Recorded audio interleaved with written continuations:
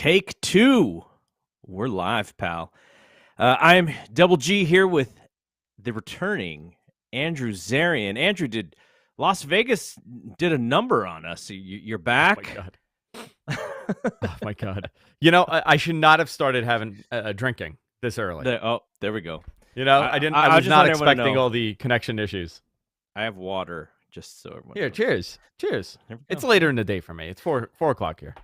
Like I told you, I do a baseball podcast on the Giants, and every show we have a drink, and we try to have a different drink every show, and then we kind of talk about it. But this is different. For me, this is like 1 p.m. It's in the middle of the day. I got to go back to work. It's in the middle of the day. Listen, you've been working. You've already been working hard. I started at like 6 a.m. I'm done with the day. Yeah, there you go. So you deserve much deserved. I think I did Wrestling Observer Live on Sunday. I took a couple days off after Vegas. And this is our first show back.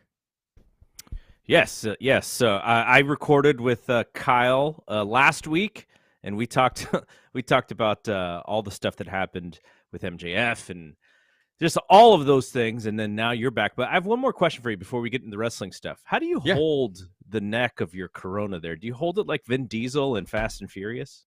Like this? Like this? It's a Vin Diesel move right there. You know, I am from... Well, it got too excited, the beer. It got too excited. So yeah, that was good for the video stream. At least the podcasters won't know that your beer they have no clue exploded onto your lap. Okay, so let's actually get into what we are going to talk about today, because, man, you reported this first on Mat Men a couple weeks ago, right? This whole Stephanie McMahon stuff. No, I think we did. I did it on Friday. I spoke about it on Friday a couple weeks ago, and then we spoke about it. Right. On that Sunday with Dave and everybody. Yeah, with Dave and Brian, we talked about it on the special edition, weekend edition of We're Live, Pal, before the pay-per-view. And now the story has exploded a little bit more. Do you have any update on your end as far as what's going on here? Yeah, let me just say, I never rag on anybody's reporting, right? But that Business Insider piece is so convolutedly written. And I don't know if it comes from... did you read it? Did you read that Business Insider piece? No, because wasn't it like behind a paywall or something? Yes, I actually had to sign up for Business Insider to read it, because I was very curious on what other... how they were reading it. And, I read the article, and it was kind of all over the place. I don't think it did a good job at actually representing the story. There were a couple of inaccuracies in it. I can't remember what it was, but when I read it, I was like, that's not accurate. The person's probably not a pro wrestling writer, knows nothing about pro wrestling. I'm not going to take a knock at the person that wrote it. Listen, everybody, you get these assignments, you get these jobs, you do it. But I thought it was a terribly written piece on a huge developing story that is really going to play a part in WWE's future. But we spoke about it with Dave. I gave pretty much all the details on there. Obviously, we'll retouch on this, but I got to tell you, I would never. Okay, if I own a company, like, what would have to happen that I tell my I'm not saying that the PR department did this, right? Or whoever, but Business Insider didn't. That person did not, find a scoop, right? And it also did not come from the person that told me what happened, right? This is two separate. So you think they were fed the piece from someone at WWE? I cannot imagine that this person that really knows nothing about pro wrestling happened to stumble on this, story. Or maybe, they heard the story based on what we reported, and they contacted WWE and got the answer from PR. That's also possible. But could you imagine, like, you have kids, right? Yeah. The only thing that it doesn't stand right with me is that it was like a Vince initiative to do this. Like, I could never bury my child, to the media. Yeah. Well, I mean, you look at his relationship with Shane. Is it that surprising? I mean, I don't know. I mean, Shane. I don't know. I've WWE. I mean, I don't think I ever saw an article saying that Shane is incompetent at his job, and it came from WWE directly. Like Yeah. Yeah. obviously we heard what happened at Royal Rumble, but that was like the first time I saw something negative like that come about the McMahons. But I, I was just, I'm still shocked. Like I would never put it out there like that. You could have and here's where the strategy is, right? You could have let her just said, I'm taking time off, which she is. And that's 100% accurate, right? She wanted to take time off and she is taking time off. That is not a pretend piece of the story. But the piece where this is coming from Vince and this is a Vince initiative, I've never seen that before. Even to the point, like when I reported this, Garrett, like I almost felt like I was being worked in reporting this. You know what I mean? Yes. Like I asked a couple people and nobody else had heard this, but because of the person that told me, I have no reason to doubt what they're saying. Right. Right. And then now it's coming out that this is accurate, but what happened? To go from that initial press release or statement that, I'm taking time off to spend time with the family, whatever, to, oh, well, she was kind of terrible at her job. And I'm filling in the words. It's not my opinion. I don't know how good or how bad she was at her job other than what was said to me. But, it's a very bizarre take. It's a very bizarre positioning for the company.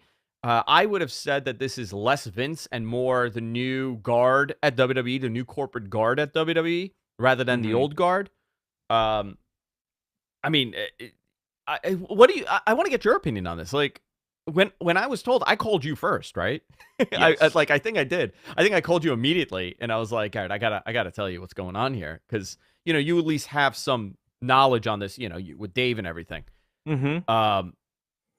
But what did you think of this? Like, why this strategy? Why not let her just take time off and deal with it later? Yeah, I thought my initial thought was, okay, this is a new WWE. This is not the same family-owned business where Stephanie and Shane are kind of propped up in this way, and they're going to be allowed to fail, and they're going to be able to fall forward, because that's what it was, throughout the 2000s, right? It was Stephanie in charge of creative. Well, why is she in charge of creative? What did she do, or what kind of schooling does she have that says she understands this, other than growing up in the wrestling family that she did? And so it was definitely a step in a different direction. It tells me there's way more of a corporate influence, probably a Nick Khan influence, and that's the guy that you should be following anyway. They're friends, right? Like that, and they're friends.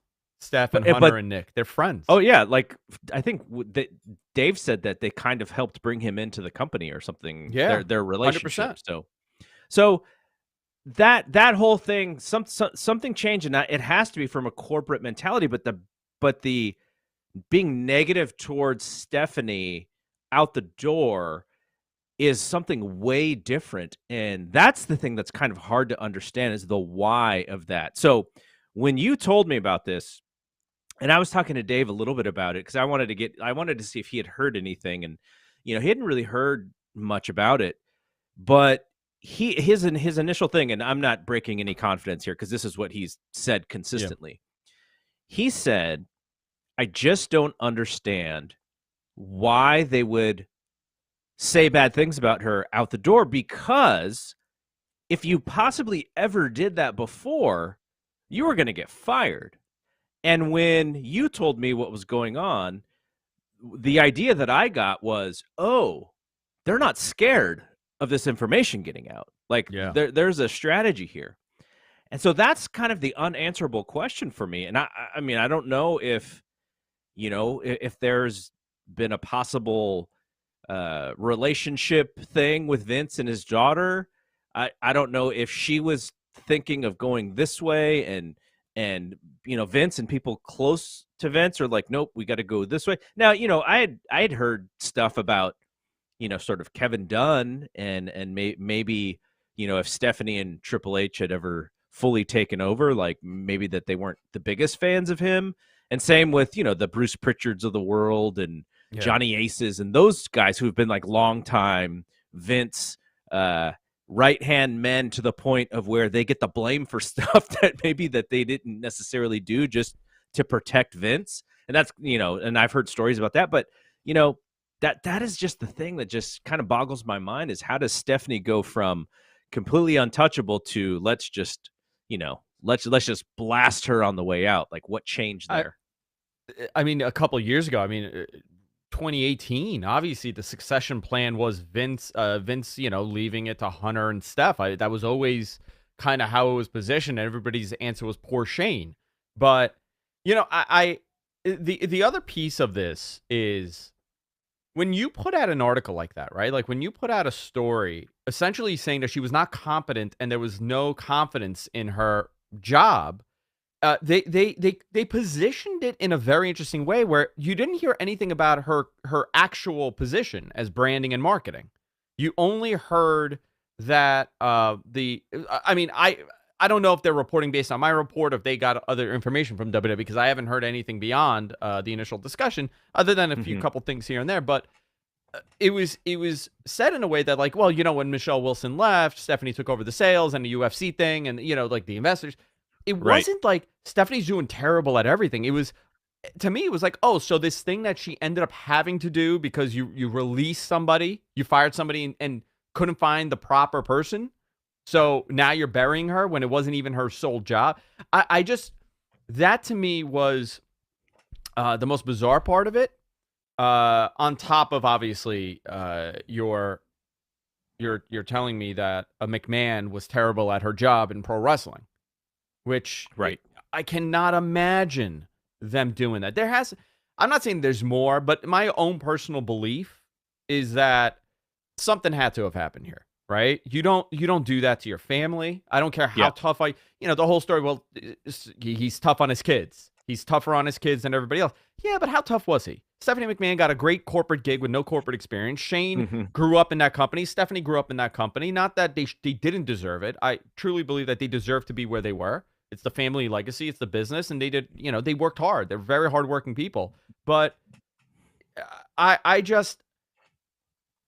it's not in my nature, and maybe that's why I don't understand it. That I cannot. I choose not to believe that this was a Vince thing. Because you're a decent human being. That's why I try to be.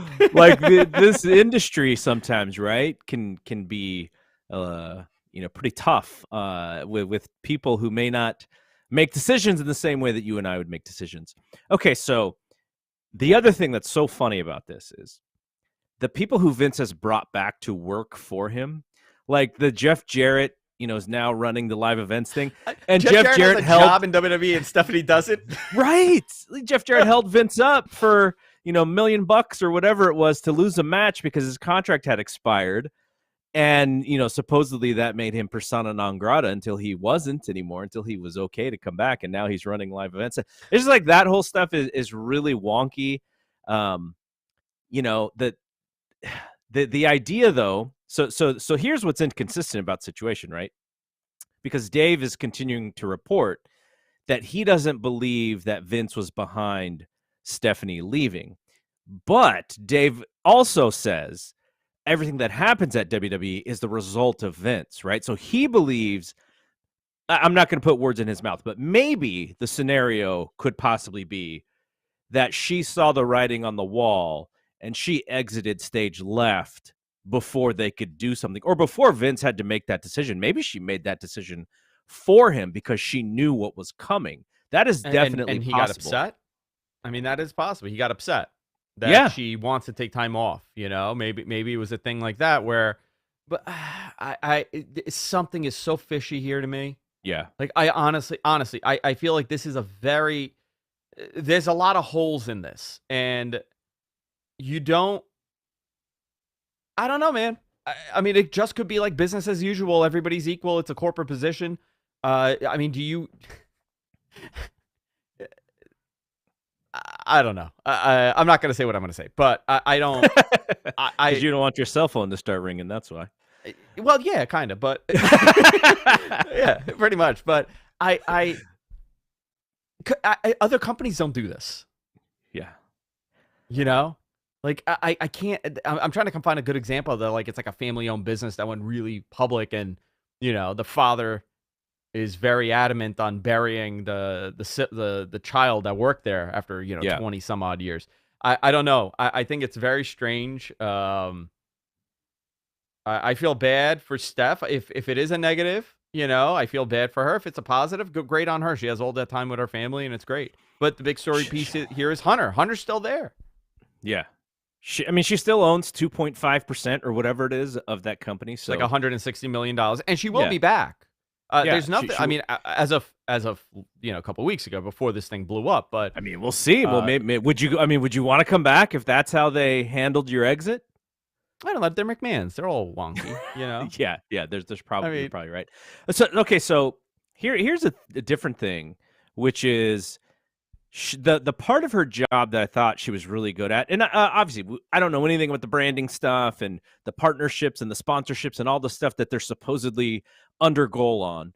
But the thing that she was really good at was as the spokesperson of the company, right?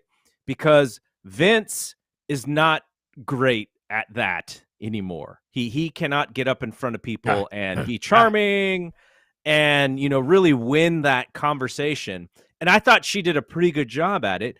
Who now becomes the mouthpiece? Is it Nick? Nick is very charming as well. I've heard him on podcasts. He understands that whole game. So maybe he starts doing that. But I thought it was really good for them to have a woman in power being that spokesperson, because I just thought she came off very well. Now, she didn't really answer questions necessarily in a great way, but I just thought she was good in that role, and for the future, I thought she would have been continually good at that role. But why not just make her, change her role where she can still do that and take that other stuff away from her? And maybe that's what they did, and she was just like, "No, I don't want that." So we don't know. There could have been tons of different options before anything happened, but yeah, just I'm sure this is an evolving story, and at some point, maybe. Who said WWE can't come up with good storylines? This is better than, Edge getting kicked out of the Judgment Day. Way better, right? Way better. I just think I think I'm gonna I'll probably have some more info by Thursday from Mattman. But as of right now, this is somebody else over there, not in like an executive or corporate position, but they were adamant to use the term old guard and the new guard to me. So you could tell that is something that sits with people within that company, that there is a transition happening and that there is a whole new approach that's corporate wise. I don't know about TV and stuff, right? But the corporate stuff, this is going to be a very different company in the next 5 years. And some of the goals that I've heard that they have, I would have not. It's always like the Vince McMahon big picture idea, like some of the ideas that get thrown at me. But this is the first time that I think like they could execute something like this because of the people in power. Right. All right, let's change gears a little bit here. Let's talk about the Hell in a Cell show. And really, we're probably just mostly going to talk about Cody. When you heard over the weekend that he had torn his pec, did you imagine he was going to have the match that he did, cut the promo that he did on Monday, and be the biggest, most giant babyface in all of wrestling, and then have to go take 6 months off? Like, what's good? I know. Like, this is a crazy thing that just happened. Well, the unpredictability about pro wrestling is the thing that makes it so interesting. So when I did Dave, I don't know who reported it first, but I think Dave had mentioned initially that it was a gym incident. But first of all, did you see how big Cody's gotten? He's big, man. He's been... like he put on some size since coming in. I mean, he looks great. I think he put on that. There was a time in AEW where he was off TV for a little bit, and when he came back, I was like, okay, he's doing less cutting and more power stuff because he was just bulkier. Yeah. And I think he's probably still doing that stuff right now, and unfortunately, supposedly hurt himself from the weightlifting. But yeah, I mean, he it's here's, I mean, you are still in, you are not yet 40, but what I realized is lifting when you get older, your power doesn't really leave you until until you get much older or until you get hurt. Because I was able to lift and keep getting stronger and stronger and stronger up until my early 40s. So, it's easier to do that than it is to really lean out as you get older. So maybe that's also Yeah. part of it. He's now in his mid 30s or whatever. So putting on bulk is probably easier for him, and being super slim and trim is probably a lot harder. So maybe he's just like, let's just get bigger, man. Yeah, and also he's around a lot bigger guys too. I think that kind of plays a part in it too. But he was looking fantastic. He was on the run of his life. So unfortunate. I feel for him for sure. But when I heard that he tore his pec, I was like, oh, there's no way he's competing. Like, what is he going to do? And then I actually thought it would be like, he comes in, he tries to, he gets beat down, and they pin him. But they did not. They had a match, and Yes. I mean. Was it the best Hell in a Cell? No, but is it going to be one of the most memorable ones now? 100%. It was super compelling. It was Oh super man, compelling.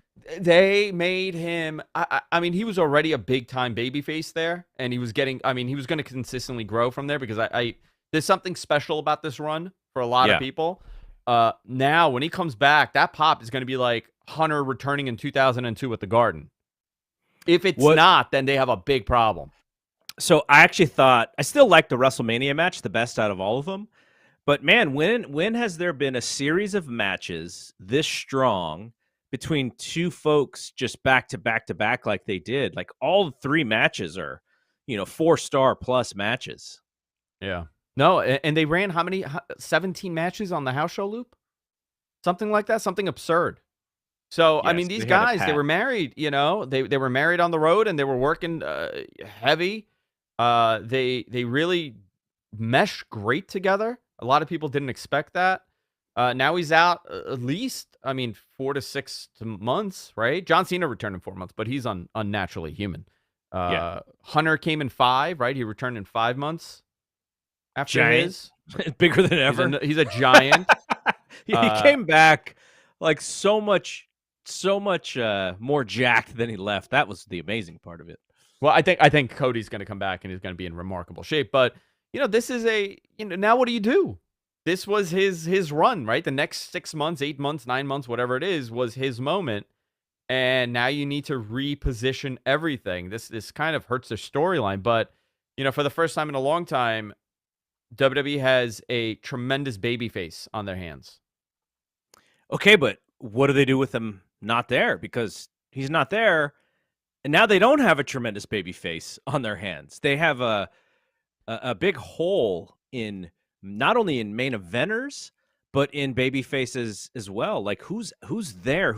Because I did this thing. I was asking people in my the Fight Game Media Facebook group. I was like, if you had the opportunity to make somebody like a top babyface, like maybe there's a mid card babyface who's doing well, like who could you just turn the key on and go, okay, we're gonna do this? And some answers were like, oh, Madcap, and not Madcap is really cool and he's not overexposed. So if you I got really 3 wanted right to, now. go for it. Okay, Edge, Orton, Okay, but Riddle. You okay, strap it to so Riddle right now. okay, so I think Orton is what's eventually going to happen, right? He's going to return. He's probably returning sooner than he was because they now need him. Edge, he just went heel, cut his He hair, turned on. wearing suits, getting into this character. And it was what was it? 2 months? Did they do this? I don't know how long it was, but Not even. not even 2 Mania months, to right? now? So it's almost like I don't know if this is the result of the Cody thing or if this was always the plan. Was that because now to me, Judgment Day is back to mid card city. Edge was the one that was keeping it as a main event program, so I kind of feel bad for those folks. But Riddle is a great one, except the way that they use him is every time they need a babyface to lose, it's him. Can they change that mentality? And can they actually make him a main eventer? Or is he going to go into this feud with Roman and he's just going to lose to the Usos every time on the way up to this match? Like they really need to change their mentality in the way that they book him if they do want him to be that guy. Hey, and then Cena, right? Cena's possibly back. How many matches is this guy going to do? One, I probably, mean, right? SummerSlam, right? SummerSlam, maybe Cardiff. Tickets, you do SummerSlam, you do Cardiff, and then maybe 2, maybe 3. I mean, obviously, you know what I would do, man? I would be like, you know what? World title match for the first time, long time on Raw or SmackDown. Put it on Cena. See what happens. Why not? Oh, man. It's all up in the air anyway, right? Like I'm serious. They really and it's so crazy that we're talking about this in 2022. Cena's been gone for a little bit. Yep. They just got that baby face that they've wanted, that all-American baby face, and it went away. They just not their fault.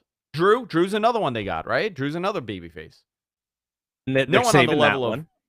Yeah, no one on the level of Cody right now, but I actually think their babyface positioning is not bad. If they do compelling stories and everything, I think they could get some of these guys into that top position until he comes back. But man, what a terrible time for this to happen. Okay, so I'm sort of being facetious, but I'm not being facetious at the same time. Is there anybody in AEW whose contract is coming up anytime soon? Because WWE should back up the trucks for that person, whoever that is, as long as they're somewhat pushed. Like a top guy? Well, I mean, I don't know. Because, that's the move, right? Like that's part of why Cody was so over, is because he's the first person to jump back. And that's a blueprint plan now. And that's what they need to figure out is there anybody else who we can bring over? Because that will create, at least for a few months, that will make that person, and then they can sort of figure it out. I don't think anybody on the top level, like that top world title position, but like I don't know, I don't know any of the contracts offhand, but like a guy like Andrade, right? I could see him going back. I could see him going back there. I could see a guy like Miro going back there that they could utilize in a way. The best man, Miro, the best man. Miro, the best man, cutting those. Yeah. Can you imagine him cutting those promos in WWE? Vince would lose his mind. What the hell is he saying? Yeah. So, yeah, because based off of Raw, which I thought was an okay show, it was it's pretty entertaining. But man, for long-term booking, I didn't get anything out of that show. Like, it was a show to just, if I'm just like kind of halfway paying attention, there's some good wrestling. You see some stars. The Cody thing was awesome. Cody and Seth thing was awesome in the top. But like, if you look at it from like a long-term perspective, like, okay, what did I learn about this journey to Money in the Bank? Nothing. There was nothing happened, right? And they don't have that long, to get there. It's not like they have 2 months. So, and I'm sure some of this is they had to redo some stuff because, we had talked about it. Was Cody going to win the briefcase? That would have been cool if he did. And if now they have to change it, okay, you give them a week. They got to rejigger some things. So I don't know. I just don't have a lot of faith with them right now. And this is kind of the dance that happens is post WrestleMania. Sometimes, they gear everything towards WrestleMania and all the good ideas, and now they're left with what's left over. But yeah, I don't the product outside of Cody and to some extent Roman, and we know Roman's not going to be there every week. Outside of those two guys and no Brock right now, on the women's side, Becky is as stale as she's ever been. Oh my God. Can we talk about that? Sure. Yeah. Why is she losing to Dana Brooke? Why? Why did she lose? Maybe she's taking time off. I mean, maybe that's part of her deal. Yeah, I don't know. It's so weird. Just so weird. By the way, Chapman's correct. Miro signed an extension until 2026. So no time soon. Oh, okay. For Miro. Good. Yeah. So I mean, I was just throwing names that were there that could go back. I don't know. I listen, and then we got that whole Sasha and Naomi situation still going on. Yeah. Still hasn't been resolved. That's not resolved, and it's getting very messy. What do you think happens? That's going to get very messy. I think if Naomi's contract was ending in 2 months anyway, right? Sasha had time on hers. I think if Sasha's smart. She should hire a really good attorney She probably has a really good attorney that's probably working on this now, and you'll force Who them to got get you out of the contract. who got Snoop out of the Murder Was the Case, man? Hire that Oh person. yeah, hire that lawyer. I think I know who the lawyer was, but I don't want to be wrong. Okay. Do you know Snoop owns Death Row? Snoop now owns it? He bought Death Row. I don't know how much. I don't know what that actually means, but I guess some of his masters. But yeah, he bought Death Row. He now owns Death Row. It was Johnny Cochran. Johnny Cochran okay. Represented. Yeah. There's That's why I was like, I don't want to be wrong here. There's got to be some relatives of Johnny. It has to be a relative. Come in. No, I think Sasha. From what I heard, she has a really good attorney. But I think it's going to go into that, and they'll fight it for like months or a year, and there'll be some sort of agreement because you can't hold people up. Sasha had re-upped in 2019 when she left that summer. So. Okay. I don't know if a 3-year deal, 3-year deal, 5-year deal, 22. Maybe she was approaching. Yeah, maybe she was approaching the end too. I don't know the exact thing, but she has a good attorney. You could get out of there because an employer can't prevent you from making money. Right. Those non-competes are a little flaky. They can't hold your contract forever. Yeah, and I wonder, if she's contemplating like, I have these years, I have this time left. Just do the thing. I'll have good wrestling matches. I'll make sure I look great, and then let the thing expire. Or like you said, you get into this tug of war with WWE and Jerry McDevitt, and as long as Vince is not on the stand, because did you see the XFL thing that came out the other day? No, the deposition with Vince and I didn't the see lawyer it. No, what asking happened? him. So Dave and Brian did a reading of this on Wrestling Observer Radio on Sunday night, I believe. And basically, the guy was asking Vince, you have this clause in these XFL contracts that's like this, you can't have a felony on your record. Like, he's like, yeah, because we think the quality of the individual, it matters just as much as their ability. And so basically this person started asking Vince questions about Vince's own record. Yeah. And it comes out, and he's like, look, you couldn't even play for your own football company. And Vince is like, you're right. Like, it was so ridiculous. Jerry McDevitt's trying to get them to change the questioning. He's like, no, you can't. And they're like, nope, answer the questions, Vince. I need to see this. I need to see it. I'll forward it to you. I have it in an email. I'll forward it to you because I got. Oh yeah, I got to see. I got forwarded this over the weekend after I saw. Right, so I get out of Top Gun 2, which is a fantastic theater experience. If you're a fan of the first movie, go see Top Gun 2. Amazing, Maverick. And I get out of the movie, and I just get this email, and I'm reading this email, and I'm just laughing. I'm just cracking up because it reads like a comedy bit. And yeah, Dave and Brian did it on Sunday. Oh, did they really? Oh, is that what they did? I missed Yes. that part. I gotta check that part out. I totally missed it. Yes. It was pretty funny, but it actually reads funnier because then you can do the Vince voice in your head because they didn't do any voices, right? You can do the Vince voice in your head, and I thought it read funnier. But I wanted to hear Dave do the Vince voice. That's what. No, that's Brian all was I Vince. Wanted to hear. Brian was Vince. All right. Yeah. Even better.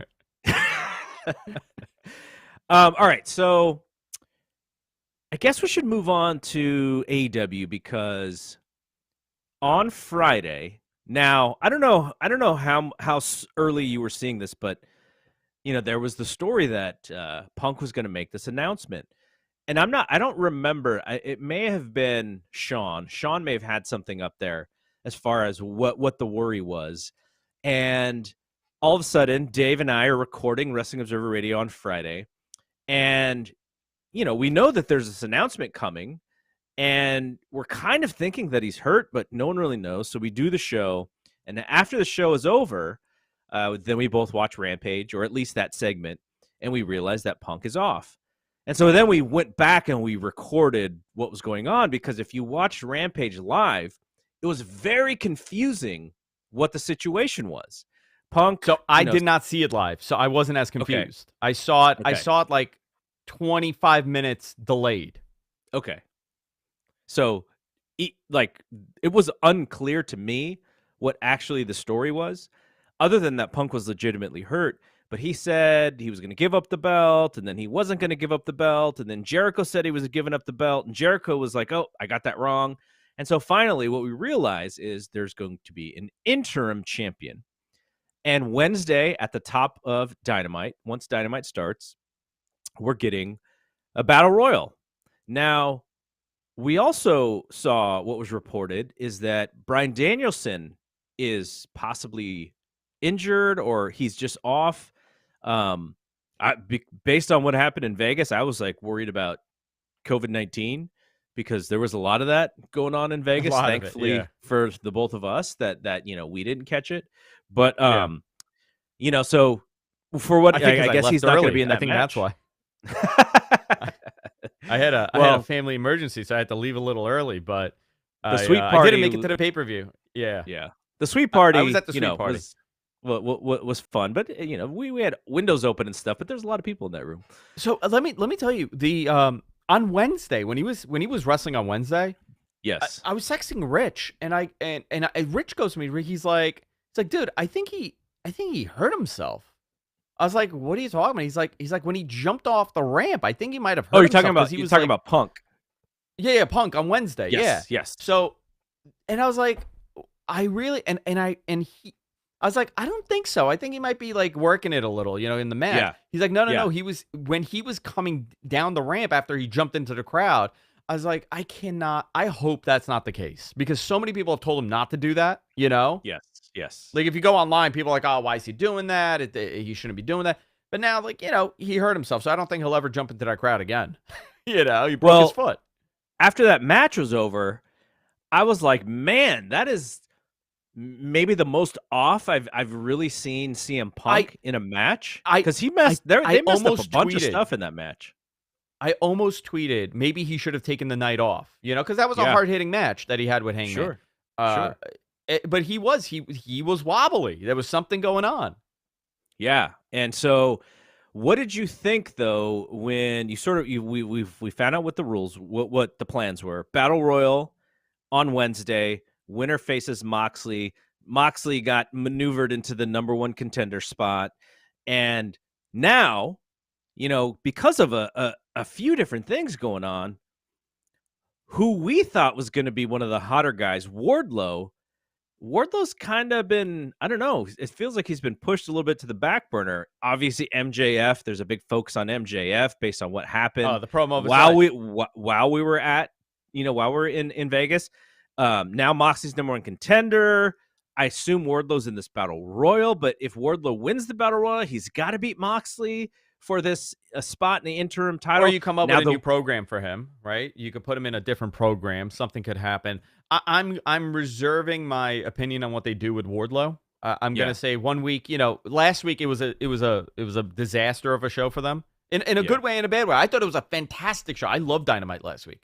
That's one of my top Dynamites. I think the energy was good. It was rapid. It was fast paced. But I think for Wardlow, I think we need to give it another week or two and see where they put him in. I don't think he should be in a world title position right now. Move him into the TNT title. Okay, but he's got to be in this battle royal, right? If you have all, because Adam Cole is also on the shelf. So I don't know. We'll see about Samoa Joe. I know he's injured in storyline, but you need to have your top people. It can't be like everyone from Dark Order and a few top guys. It's got to be like the majority of your top wrestlers, like at least the people who were in that Owen tournament, right? Because we had the Owen tournament, and a lot of the top people have to be in it. Eddie Kingston's got to be in it. Jericho's got to be in it, unless Jericho figures out a way to get out of it. I'm interested to see what happens at Wardlow, because I don't think he can win, because if he wins, then he has to win the title based on kind of what happened. And if he's in the Battle Royal, he's got to lose in a way that saves face a little bit. So maybe something happens, like you're saying, his next program, and he gets eliminated in like a unfair way, in a heel way.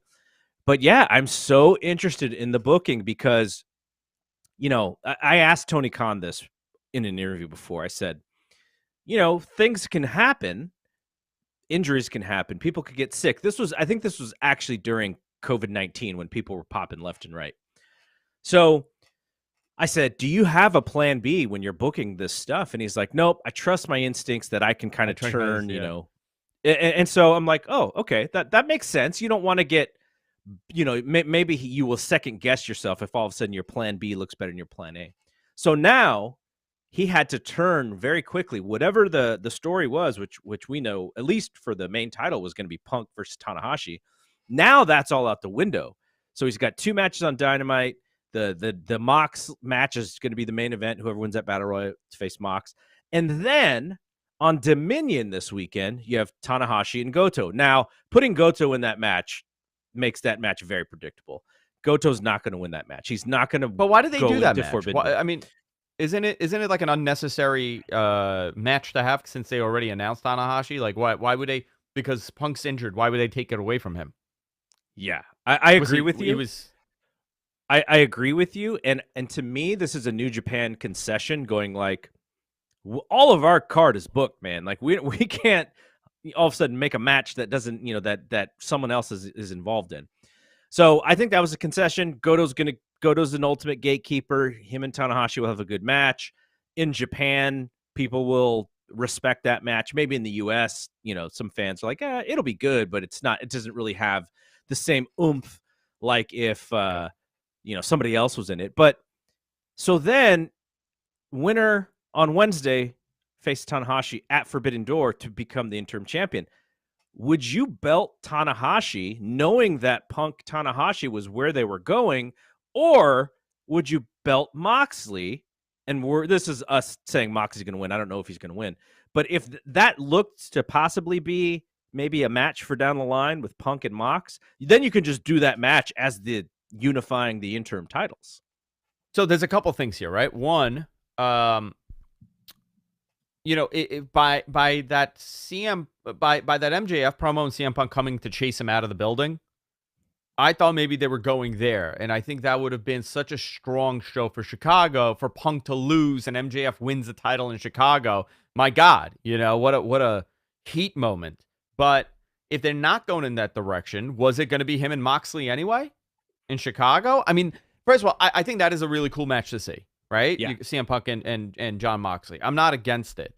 But I think the way that they positioned John Moxley in this wasn't necessarily done to help John Moxley. I think he should have been in this in a different way. I think what they could have done was had the 4 top competitors, like the 4 top, you know, whatever, in the rankings for the title, face off in a 4-way.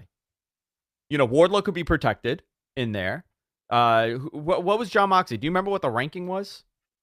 Well, someone in the chat room could do it. One of our producers, MG Geek in our chat, he could probably find this. But I thought, you know, obviously, I thought the original rankings were that Wardlow was number 1 contender, but then Wardlow was number 1, Mox, and then Tony Khan explained, you know, his decision behind it.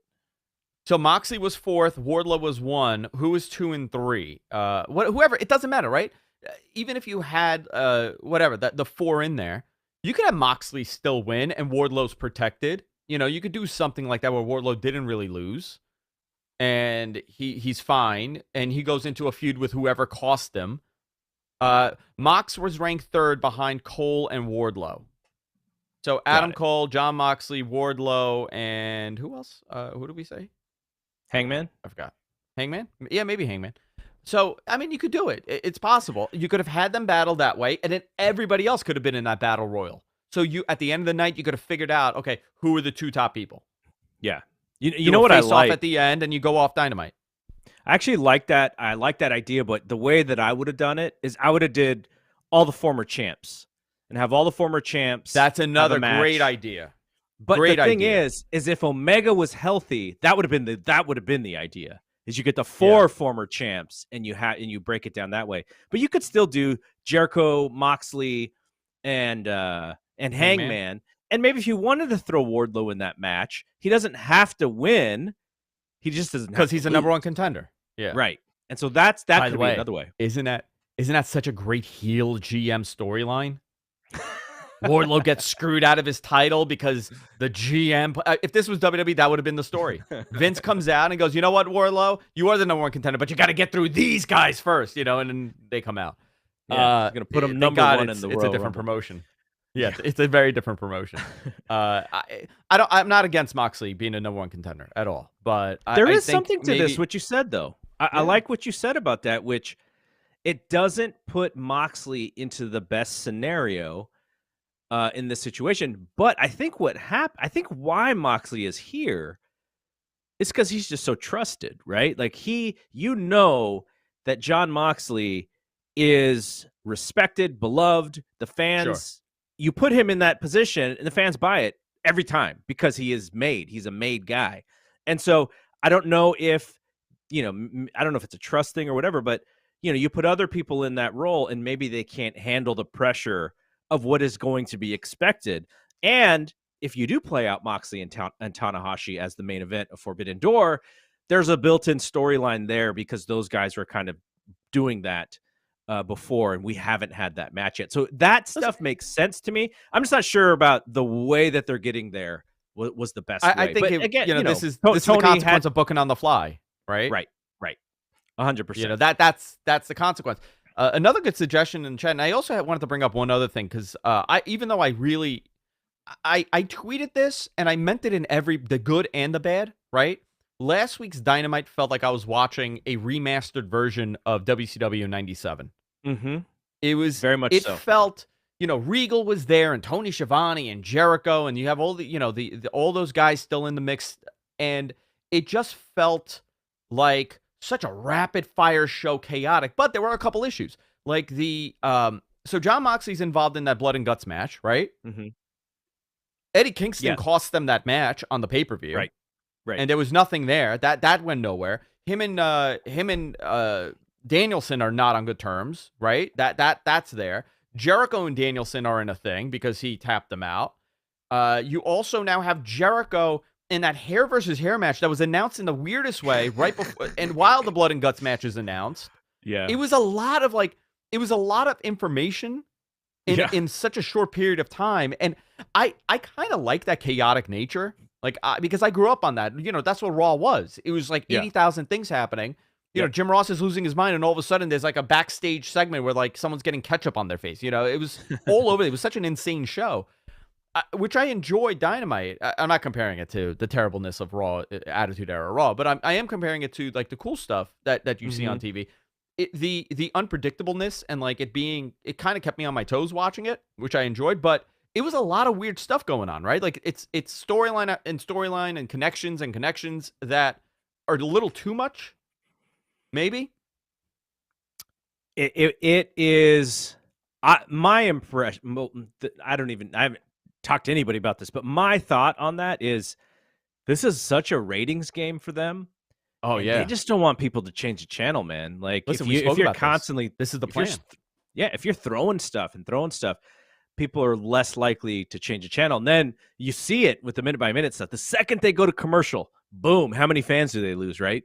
So it's I think that's what it is. And I get it. TV is who they, that's the big thing for them is TV and that TV money. So I completely understand booking these matches for TV for Dynamite. To some extent for Rampage too, though, when those matches are taped and then I read the results, I'm like, is Rampage really an A show? It doesn't seem like it. Though last week's Rampage was definitely an A show, for 1 hour Great show. Opener.